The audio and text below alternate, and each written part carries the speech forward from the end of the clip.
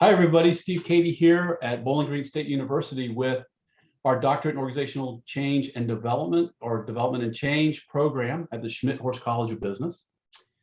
We are very honored and I'm excited because I'm a fan of Amy's, and I love her work, and both in her writing and in her actual practical work out in the world, and her leadership in our field. I'm very grateful for that.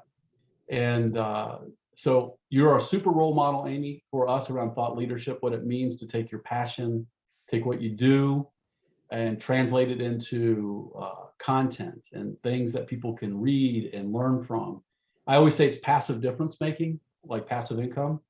You're making a difference while you sleep by all the things that you've created for the world out there. And so not only have you done that, you've created a thriving practice, you've mentored and coached many people to do this work in very important ways. And we are just super honored to have you part of this. Amy has also spoken in our doctoral courses to our students. We have a doctorate in organizational development and change. It is a doctorate that focuses on professional joy. And that is how people can unleash their thought leadership in ways that gives them the ability to do what they want, where they want, with whom they want, making the living they want. And there's nothing better than that when you're doing it in service of something you're passionate about. And so this is a great program, a great fit. Amy's a super role model for us. So I think this is going to be a super session. And I want to turn it over to you to Amy. And Amy, again, thank you. My video is off only because I've been Zooming on multiple sessions, and some reason it doesn't want me to use my camera in this Zoom session. So you'd see me smiling much bigger than the picture that's there right now. So thank you, Amy, for being here. Thank you, Steve and Matt, and the program for having us. What a wonderful introduction, and the thought of professional joy. I often say that, I love my work. I love sharing the work that we do. And so these kinds of opportunities are particular highlights of my day. And I'm particularly excited to do this one because I am joined by three of my colleagues, and I also see some of our other colleagues on the phone. So what we're going to talk to you today about is organization design. So let's get right into it, and let me introduce the team, and then we're each going to do a piece. And as we start off, I'll let each person do a little bit more introduction. I'm Amy Kates Kesler. Been an organization designer for 25 years. And in June of 2020, 18 months ago, our firm Kates Kesler was acquired by Accenture, which gave us the opportunity to really go from a little tiny boutique of a dozen people to really a global practice. We are now up to 45 people, and that's why I have brought along some of my new colleagues, which I'm so excited to share how they are learning organization design. So maybe just go around and say a quick hello. Sarah, start with you. Hi, everyone. Thanks for having us here. Sarah Watson. I'm based in Chicago. I have spent most of my career in professional services, so consulting of all kinds, and that goes from health strategy, growth strategy, into talent and organization, and now have been with Kates Kesler for about 18 months. Julian? Hello, everyone. Julian Chender from New York City, background in organization design and development. And I've been working with Amy for about 6-7 months now, and we're having a great time. Glad to be here. Joanna? Hi, everybody. My name is Joanna Hendrickson, and I have been with Accenture for 8 years now, and have joined the cohort 2, what was called as part of the fellowship, Kates Kesler, about 6 months ago. And it has been really exciting so far, and look forward to what the future brings.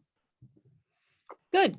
Well, we actually have a big group here of over 20 people. So rather than do introductions around, what I'm going to encourage is people to use the chat. We'll have plenty of time for questions. As you speak up, just introduce yourself and let us know where you are. But let's get into the content, I would suggest, and then we can get to know each other through your questions.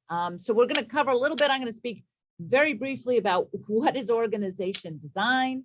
Turn it over to Julian to talk a little bit about the difference between org design and org development. Sarah will share a case study so you can get a picture of the work we do.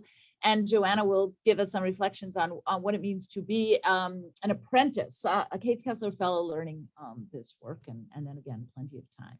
So what do we mean by organization design? For me, it's really about shaping human behavior at the group level. So I often speak of about 4 lenses that we can look at organizations through. We can look at the individual, and that is people who are passionate around coaching, individual assessment, talent development, learning kinds of work, thinking about how do we help individuals sort of self-actualize and bring their best. We can think about the team. We can think about how do we create the right interpersonal interactions and roles within the team environment so that we have the dynamics that really create something better than any individual brings to the table. My lens has always, though, been sort of the team of teams, the organization, that invisible, multidimensional sort of abstract concept that shapes behavior as we work across complex organizations, boundaries globally often. And we use 4 core organization design frameworks. And Steve and Matt are happy to share these slides with everybody, so we'll make them available to you. But these are our 4. We think about the operating model. What is the picture of the organization we are trying to create? We work with the leaders of mostly global, complex, multidimensional, matrixed organizations. They understand their business, but they don't have a language in which to talk about how do we think about what does good look like? What's the blueprint for our organization, and how do the parts work together? So when we work with them, we are building an operating model, which is that picture, that outcome, that shared view of success. Underneath it, though, is our theory of human behavior in groups, which is Jay Galbraith's STAR model. Developed in the 1970s, it's based on contingency theory that different strategies should drive different kinds of outcomes in different kinds of organizations. So what kind of strategy and culture do you need? What kind of capabilities do you need to build, organization muscles? And then Jay's, one of Jay's many, many big insights was there are really 4 levers that a leader can adjust to create a system that will build those capabilities and execute on that strategy, which is structure, when we talk about power, process, metrics, rewards, and people practices. We talk about activation, design-led org change. Once we have our operating model, how do we bring it to life over time through practice of right connections, right conversations, right know-how and leader behavior? And then, of course, our design process is a very inclusive, data-driven methodology that allows people to be involved over time, making decisions as they are doing the design work together. So in the deck here, I think we have some slides that give some more detail. I'm not going to go into that detail on each one of those. And this is really what all of our writing is about. But let me just pause here to summarize before I turn it over to Julian. Operating model sets out the organization vision, how the parts will work together. STAR model is our mental framework we use to diagnose and design dynamic holistic systems that shape human behavior at the group level.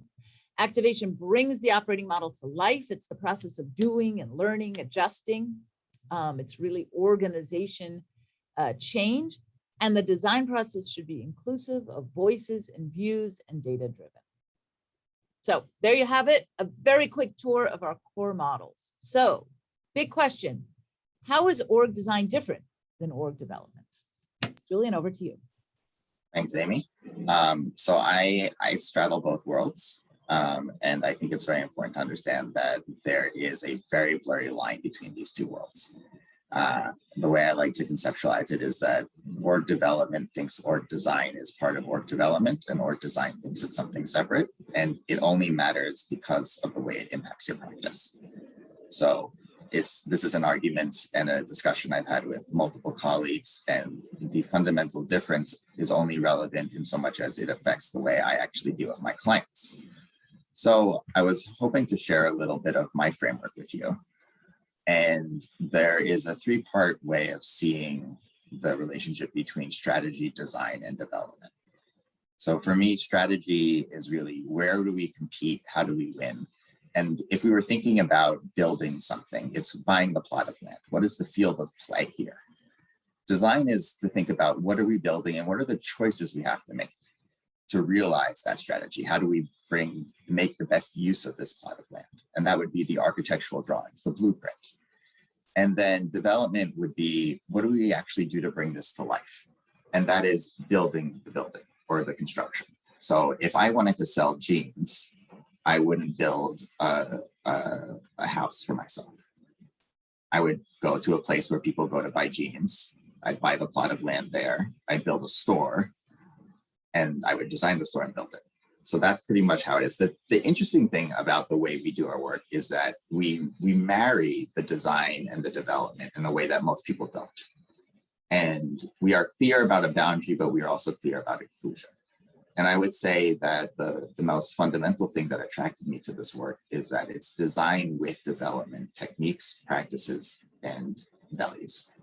So the way we do our work is fundamentally using the action research cycle, the core of organization development, a diagnostic model like the STAR model, and we do an inclusive and participatory process.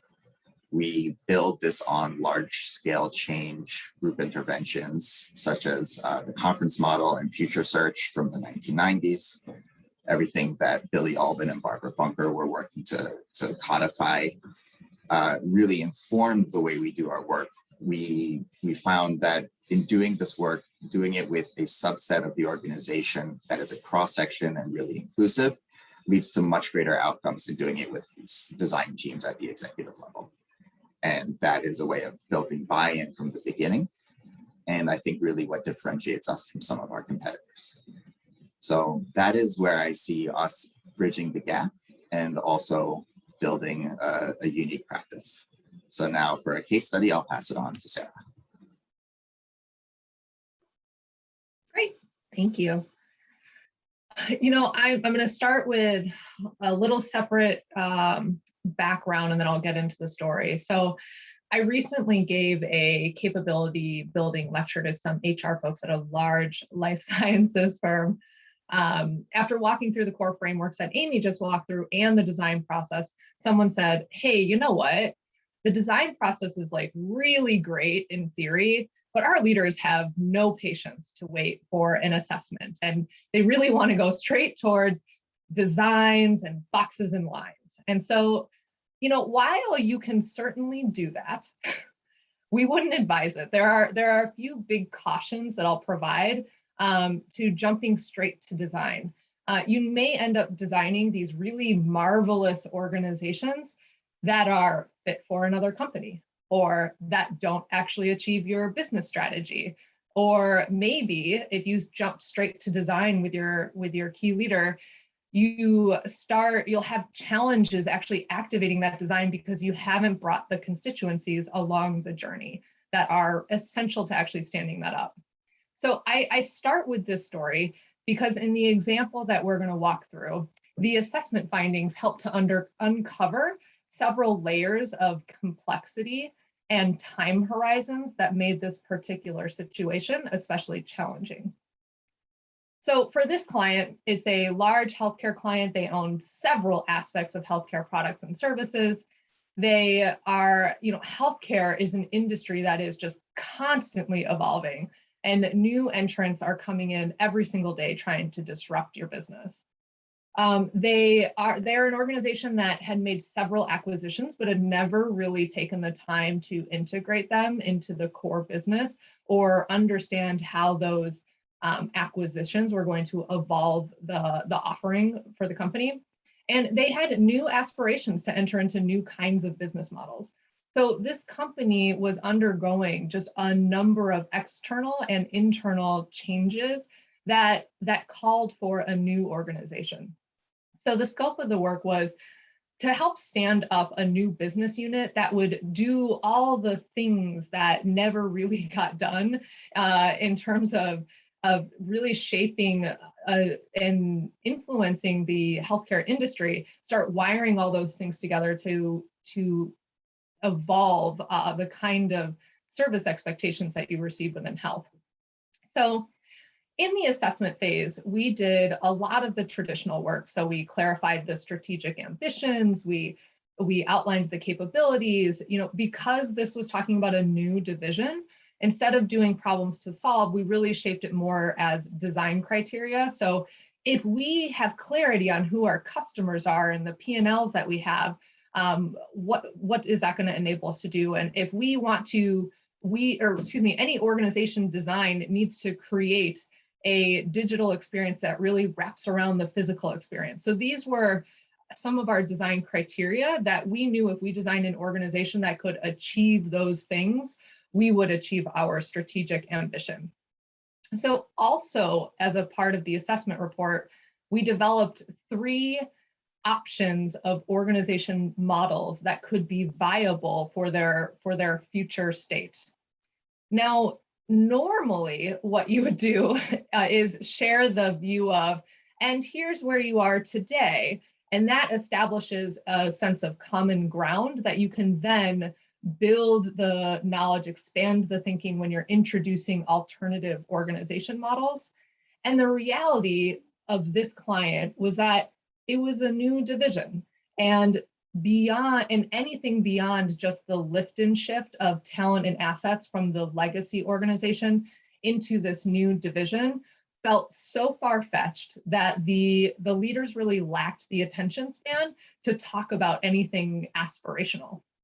And so what another big aha moment was, wow, there is still so much controversy around even here's where we are today, due to unanswered questions, or maybe they weren't ready to push the bounds of thinking.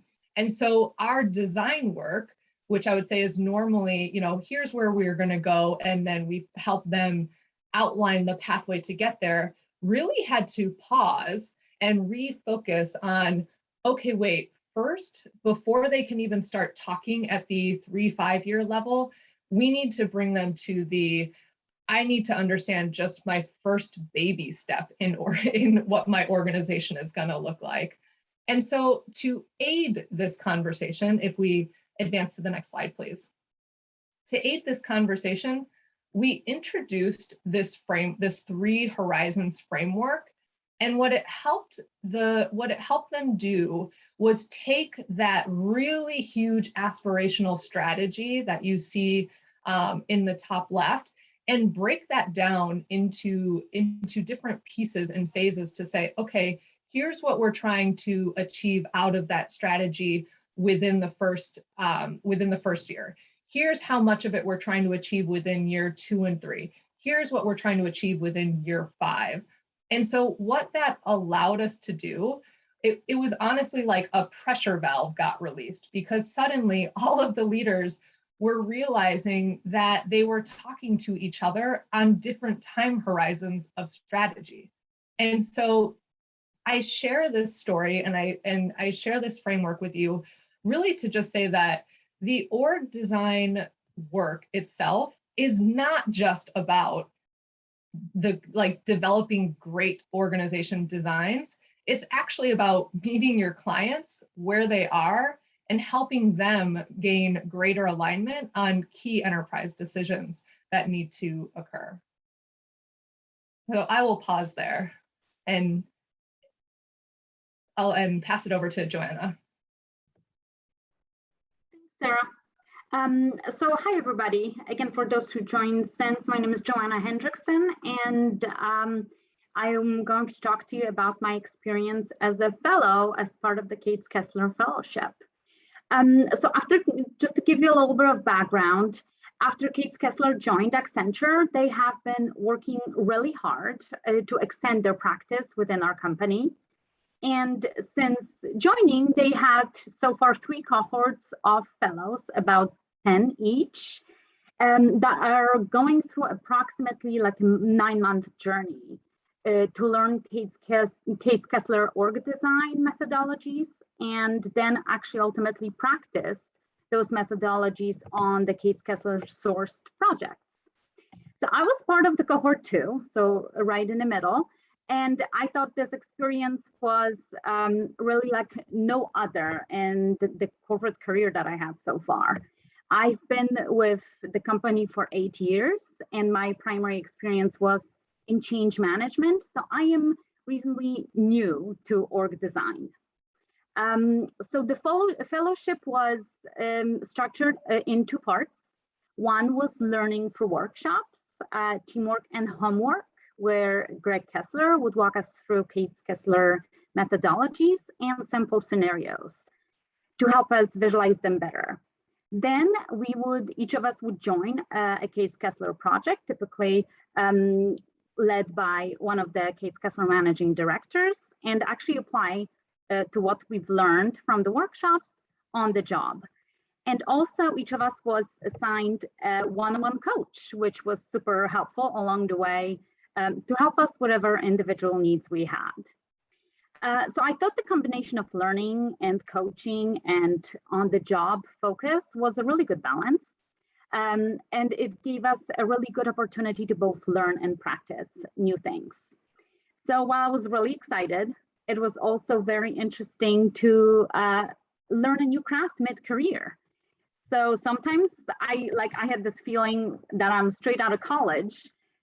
In a way, it's good, but at the same time, kind of an interesting, weird feeling since it's been a few years. There were a few things that I thought were really different from my consulting career so far at Accenture. So number one was the scope. We often, when we would come in, we would have to define the scope, help the client actually define the scope and what we would be solutioning for as part of the org design. Whereas in the past, I was actually used to having a defined scope and we were just coming in to implement a solution, which also that led to the output of the project to be somewhat open-ended. Like you follow methodologies, but ultimately, as Sarah earlier mentioned, depending on where the client is at right now, the output would vary vastly from client to client. Another thing that I thought was really interesting and I really enjoyed was the designing with clients and the co-creation part of it, where the client actually had a big ownership on what the deliverables are. And versus in the past, again, it was often our team was responsible for end-to-end solutions. So that was really, really interesting and fun, actually. I really enjoyed that.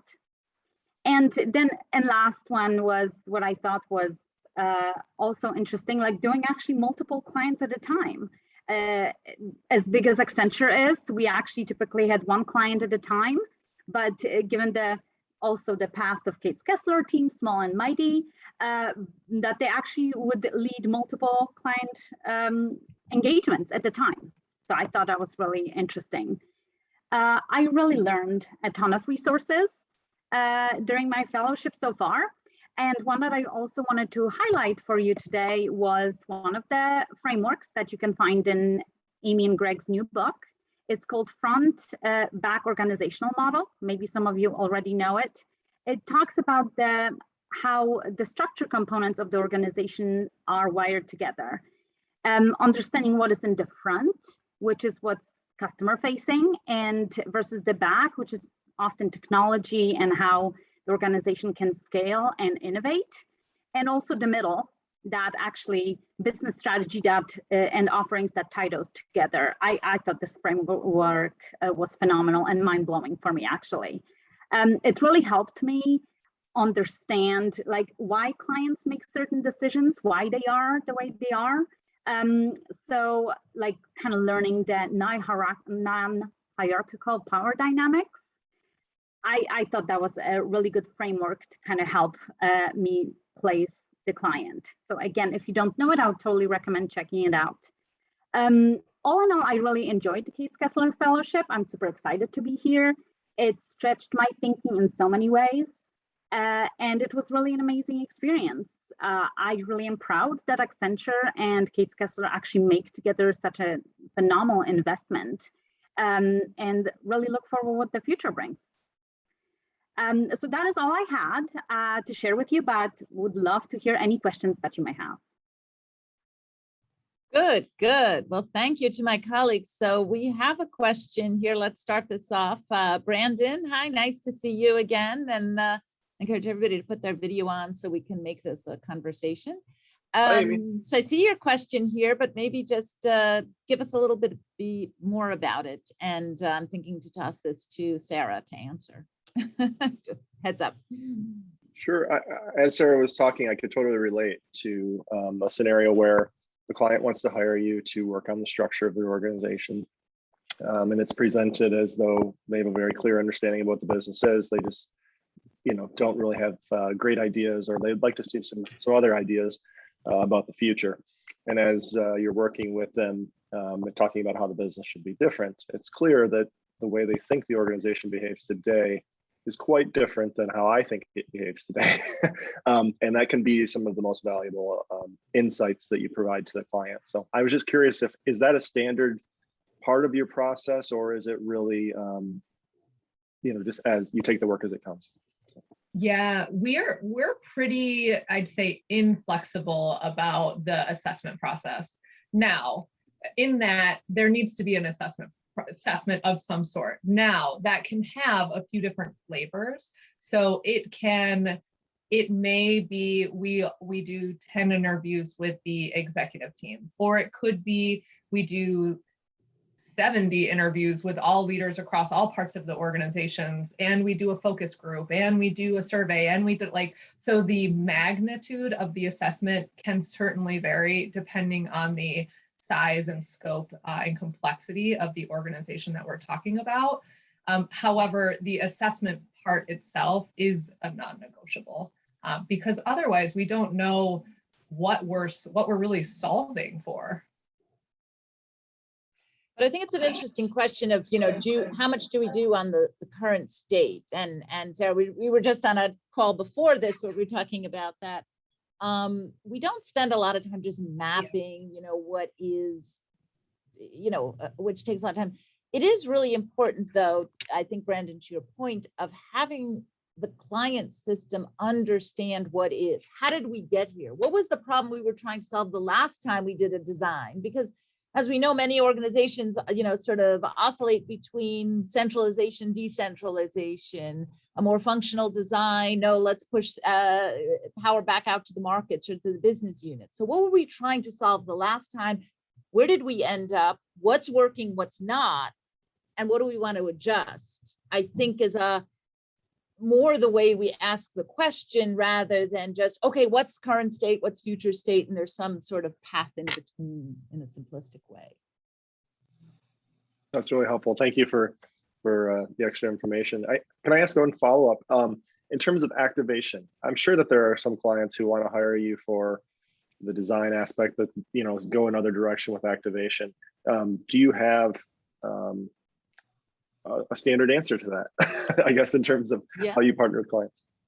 Sure. We often walk into a situation where maybe another firm, they've been working with the McKinsey on a strategy and they have an operating model, or they've done some work themselves. I did one earlier this year where, they had it all laid out, but it was just a PowerPoint presentation. So the activation, why we call it design-led organization change, you usually have to step back a little bit, and there is design work in the sense of how does the wiring fit together and how are we going to bring it to life? So it's not just we have a design now, we do workshops of, here, be different, behaviors. It's really the mechanisms, decision-making, roles and accountabilities, what are the new forums, what are the new conversations and the business management flow that we have to design, metrics and such.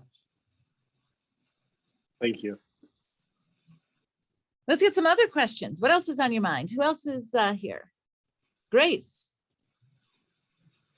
What's the question? No, we can't hear you. Can you hear me now? Yes. Classic Zoom mistake. Great to be here. My question is, First, just tell about us your a little bit of perspective. who you are, if you don't mind. Just, I'm sorry. Oh, sure. Nope, no problem. My name is Grace Eichmeyer. My pronouns are she, her, and I work at Amnesty International USA. The reason why I'm here is Julian and I used to work together many years ago, and he's very good at getting the word out. So pleasure to be with you all. And I work on organizational change inside Amnesty. And, you know, we've all sort of seen the world change in significant ways over the past couple of years, and the influence on sort of human rights and change fatigue, I think, is quite real in our organization. And we've also had a lot of staff turnover, particularly at our senior leadership levels. And so my question is just about your perspective on engaging in organization design, or how you sort of approach you know, an inclusive participatory process when you have so much leadership turnover. Yeah, let me turn this one to Joanna, from your change background, and thinking about org design and in that kind of environment. Any thoughts? And then can open it up to others. I would definitely start with maybe, like, especially anytime you have a new joiner coming, right? I would say you would obviously start with that leadership that's coming in and work with them in terms of what that, like, what are their expectations, how they can work with the organization to kind of like to both meet their responsibility as well as their expectations. So hopefully there's not necessarily an additional turnover to create more. So definitely doing some change management on both sides, that, you know, to ease the concerns of the actual employees, but also of that leadership coming in. Other thoughts about that? The So change fatigue is real. One of the things I think I'm learning about is how frequently a new leader will want to do their own org design as their first impact on the organization, to put their stamp on it. And I wonder, my curiosity about what you see here is does that immediately push them out because they see that it's too difficult? And so that would be something to explore with them when they come in and say, hey, I want to redesign it because I have a vision. Is, well, do we need to do that right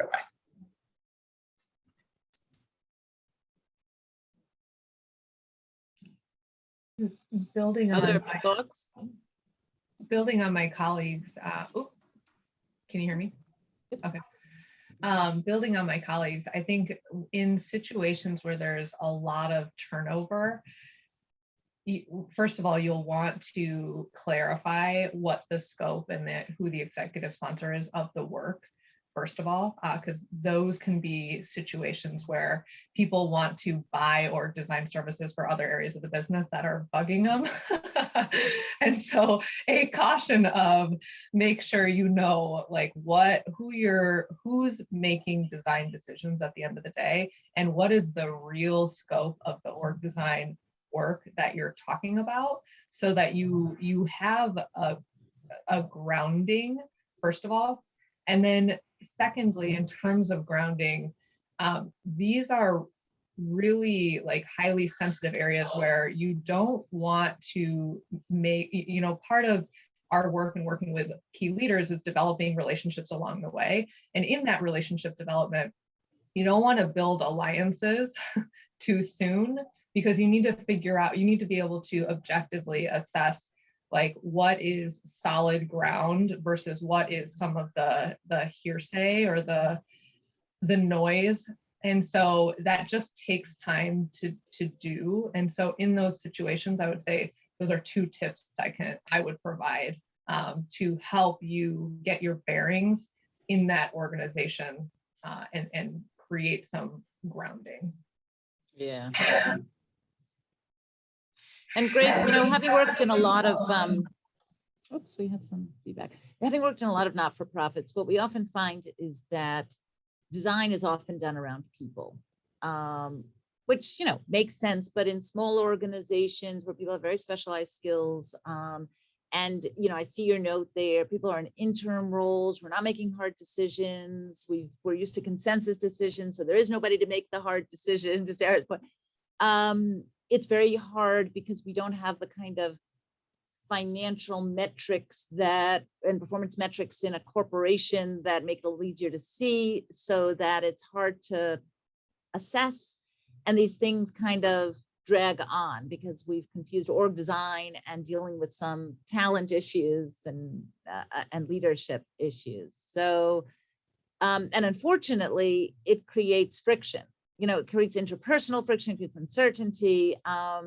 And so, when I've stepped into these situations in the past, we've worked with Girl Scouts, we've worked with International Rescue Committee, we worked with Special Olympics, with Hillel, Minds Matter, many different kinds of not-for-profits, foundations, Robin Hood Ford Foundation, Gates Foundation.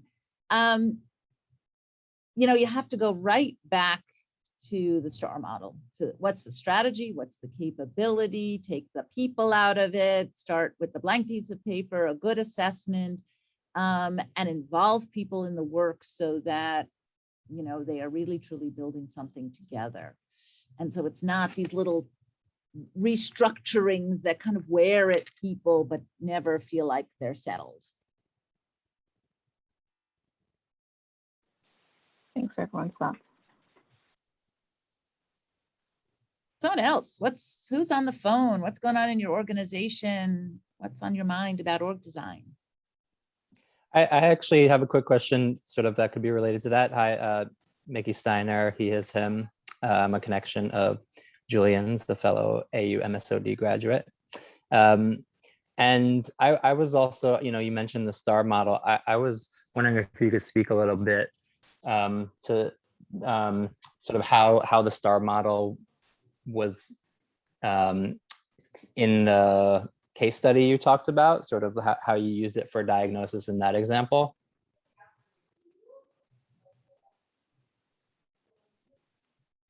Yeah, so the STAR model, I would say that we really started, we stayed kind of at the top of the STAR model in the current, in the case study I provided, because it was really around, during the assessment, we clarified the strategic ambitions, capabilities, and the design criteria. So all that's really the top of the STAR model, the strategy.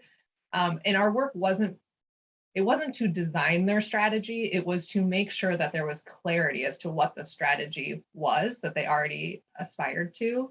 And then start to, as I showed that other framework, that strategy was like their end goal. They had a hard time figuring out, until we introduced that horizon framework, what needed to be possible in the 1 year timeframe versus the 3 versus the then the end goal. Got it. So all of that was in the top of the STAR model.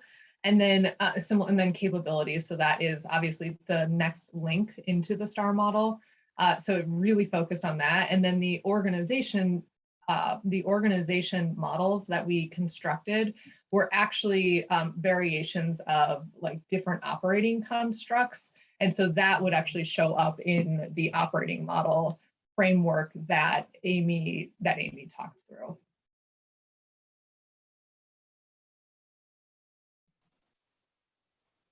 All right, cool, thank you. Mm-hmm. And then I'll connect that thought too. And then once we decided once we made final decisions on the operating model, that informs other choices that are made across the other STAR points. Yeah, and maybe Suyun Bay's question also goes to you, Sarah. And maybe you want to just let you ask the question sort of verbally, so we're clear. We make sure we're clear on what's on your mind behind it. Well, sorry, I didn't join your conversation from the beginning, but I joined early enough. But I have a question about. So I think you are talking about healthcare industry, but I'm from retail and fashion industry. I'm teaching college students in that area, and fashion merchandising and some business aspects of fashion and retail industry. But my question is, if you have seen any organization factors or any other forces that hinder or facilitate the design, your consulting process? And maybe if you, I don't know if you work with different industries, but do you think types of industries matter? Or are there any other organization factors that affect the processes to be easier or to be more challenging, for example? Yeah, from an industry perspective, I don't know that I'm not convinced yet that the industry makes it more or less complicated, but there are nuances about industries. And so like within healthcare or within providers, so health systems, they're very consensus driven is the way they operate. A lot of those management teams operate. And so that's something to consider. It's rare to get just like one decider. They operate in more of a committee kind of structure versus maybe like high tech or maybe some industrial products. You end up working with a lot of engineers, which have a really different mindset and approach when you're bringing them to conversations about org design. So I think they all have like little nuances, but I wouldn't say the work changes necessarily. You just have to be sensitive to, you have to be aware of who's in the room or who you're working with so that you can adjust your conversation to that style to be most effective. And then let's see. Oh wait, hold on. I think the place where it gets really interesting is in organizations that have experienced a lot of M&A activity, whether it is acquisitions or in mergers, or if it's things that have been divested, because you often find organizations that want to keep operating in their individual entities. And so usually we're brought in to help, I wouldn't say do post-merger integration work necessarily, but we would be like maybe 5-10 years down the line when they're like, we just still aren't operating like one company yet. And so how do we rethink this? So those are, I would say that is a factor that really influences complexity and the global, whether a company is global or not, and the number of countries they operate in. That element or that dimension added also adds another layer of complexity. Those would, I'd say, are the big things. And I can add a little bit that I've seen recently as is leadership alignment. So a couple of things like I've seen when there are like in-flight activities going on that may seem similar, and that kind of hinders like how much of actual freedom do we have to design this area of the organization. So the importance again to making sure that the design process is at a high level from the leadership perspective is very important, because it's like if you don't have the authority to design certain part of the business, that will definitely hinder your process. So just making sure to be aligned on that early is very important. The thing I would add to that is it's interesting. I think both to Sarah and Joanna's comments that, depending on what the company is going through makes more similar patterns in industry, but different industries definitely have what we call different flywheels. I mean, in consumer packaged goods, brand kind of companies, fashion, marketing, merchandising is where the power is. You look at an industrial, it's, manufacturing and operations. You look at pharmaceuticals, it's all about R&D. So the power center is in different places, tends to be in different industries, but where they are in the growth life cycle, if they're trying to integrate a set of acquisitions, that makes them more alike. And I think that's what's fun about our work is consulting, of working with different companies. You start to see these patterns. And I think what I often say is the secret to being good at this work is being able to separate what is universal, what is common across industries, cultures, kinds of companies, because these are patterns of companies that are trying to manage global, local, integrate a set of acquisitions, develop new products and services, go into new markets, and what is actually unique to a particular context. And often if we mix what is universal and what is unique, then we actually come to some wrong diagnostics and often incomplete solutions. Very So interesting. yeah, Thank you. matters, but maybe not as important in this kind of work. So some interesting, let's pick up, we have maybe time for one or two other questions. Julian, I'm going to give this Steve's question to you because I think from an outsider's perspective, how, when what I take on maybe what I'm understanding here, Steve, maybe see if we got this right, is we do a lot of writing. We do a lot of speaking and webinars. We create models. We make videos. How important is that is it to selling? Is it to doing the work? Is to creating the work? What's underneath the question there? Exactly that. Why create all of the models, the collateral, the everything else? I think they serve multiple purposes. Then the focus of our program is around inspiring our students to be on this thought leadership trajectory. I think there are people that do a lot of really good work. And I often think of thought leadership and subject matter expertise as two separate things. Subject matter experts are great at recipes and putting recipes into action. Thought leaders write and create new recipes, and new meal plans, and new dinner experiences, and they share them, they write them, and people pick them up and adopt them and send them to their friends. And I'm on my passion is inspiring thought leadership. And we need more people in our field documenting, creating, and disseminating what they're learning and knowing in credible ways so that we can transform our field, make these topics central to organization vitality as opposed to peripheral in some cases, or always trying to figure out ways to get it in, and so just, that's my passion. And I want to bring it down to the personal level in a very practical place of our students in our program getting that bug. That's my bias. That's my agenda item. And so you're doing that well.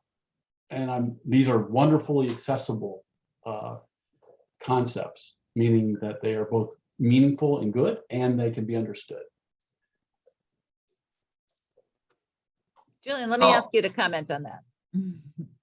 Well, I would say there's a very practitioner-driven purpose to why we do this thought leadership, and that it fundamentally helps us do our work and fundamentally helps other people do good work in the field. And one of our core values is this idea of generosity in growing the field.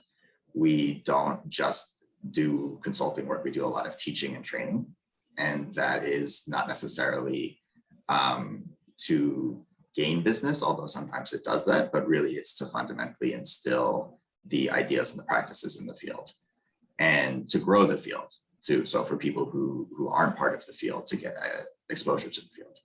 And I think what the mixed media approach and the very approachable point of view is we use it during our consulting. So we will have our clients read chapters of the books or watch videos.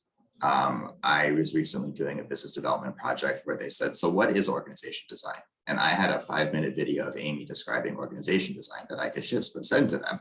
And they said, great, we're ready. And that was a lot easier than me saying, so let me draw it out for you over an 1.5-hour meeting. So there's a lot of it that does help the selling, but it's really fundamentally about codifying knowledge for future generations, I think, and also using it in our practice. So all of the models and methods are things that we've learned through our practice that we then codify and publish so that we can continue to use them. Because if they work for us, they might work for someone else too. If I may add one question to this, what are your tips? Maybe the 2 or 3 things that when you're creating these things that you must do in order to make them stand out or be useful. Or maybe the 1 to 3 things definitely don't do, like, just at that kind of very practical level. The first thing for me is to be passionate and believe in what you're writing or publishing or building. Because if you're doing a thought leadership piece just to do a thought leadership piece, it's not going to come through as very convincing. And I've had a lot of thought leadership pieces that I've started and didn't finish because I realized that it wasn't where my passion was.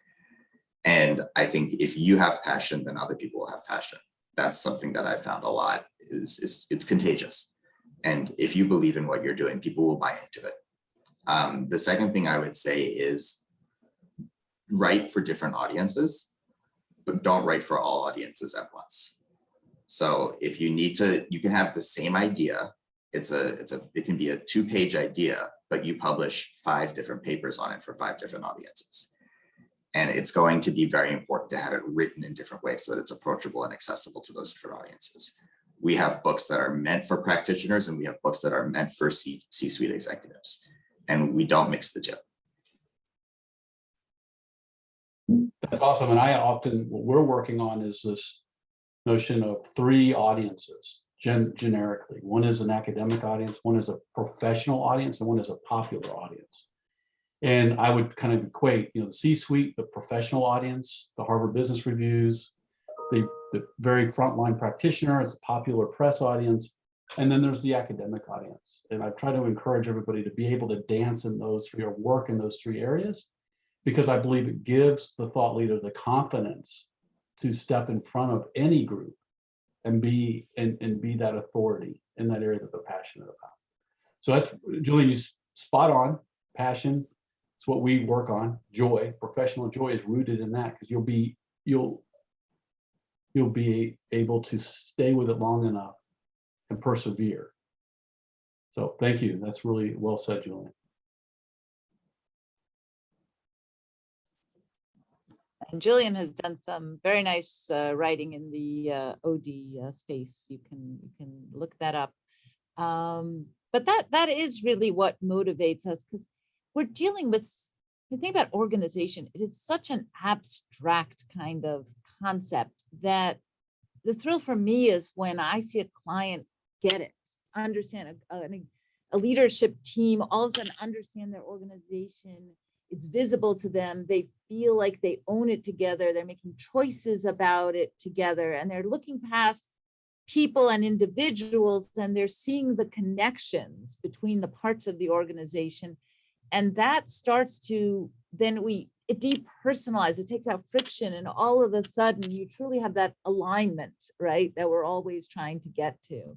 And without giving people the tools to visualize, what Joanna was talking about, the front back organization, it means nothing, but all of a sudden it's a huge thrill when people say, oh yes, that's what we've been trying to talk about. So that's really what our work is. It's not about being org design experts to tell clients what to do. That's what they think they're hiring us for. What they're really hiring us is to give them a language to design their own organization.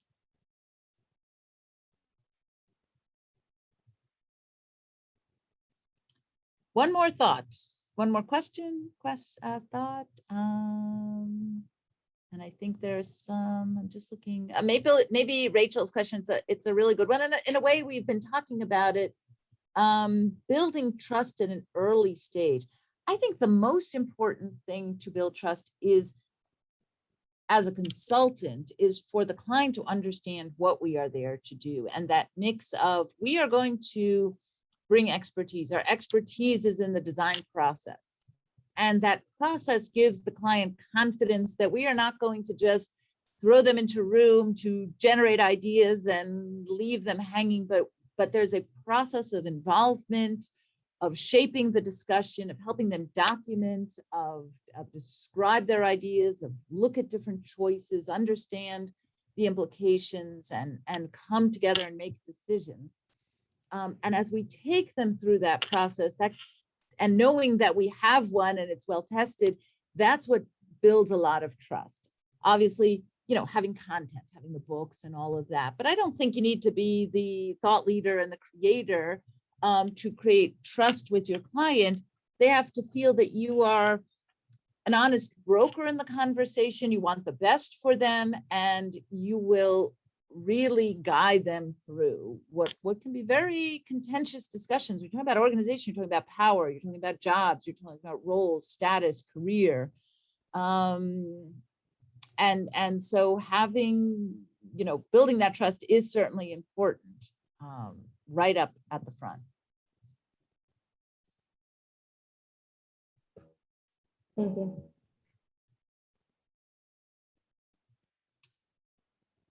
Any other closing thoughts? Otherwise, thank you really for inviting us.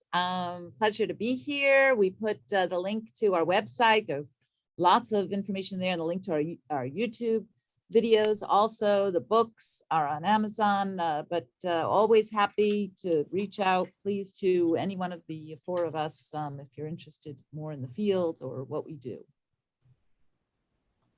Great. Well, thank you, Amy, and thank you, everybody. I look forward to us connecting more and more. Our students, we have just an amazing group of doctoral students. Now we have about 45 in 3 cohorts doing very practical work. The average age is about 45 to 50 years old with 25 years of experience. A very diverse group of people, both in age, gender, ethnicity, and professional backgrounds. And we are on a mission, and I have a passion around this notion of thought leadership in service of the joy in our work and doing and making that kind of difference. So you've been a real gift, Amy. All of your team is a super gift. I saw you beaming with pride as they all spoke and shared, and I do think you have a lot to be proud of in terms of what you've done. So I look forward to more as we go into the future. I'm just super grateful. Thank you. Good. We're happy to be here and continue the relationship and to build it. So awesome. I'm going to put in the link if people are interested about what our program stands for. I just put in the link, a little connection to just a little comparison document for our program and what it offers and stuff like that. I also have more that I can share with the audience, people that attend around professional joy. I'm doing some research and work on that. So you all will hear more about that as we go. So is there anything else that we have, Matt, before we say goodbye? Nope, we're good. All right. Well, bye, everybody. Have a super day.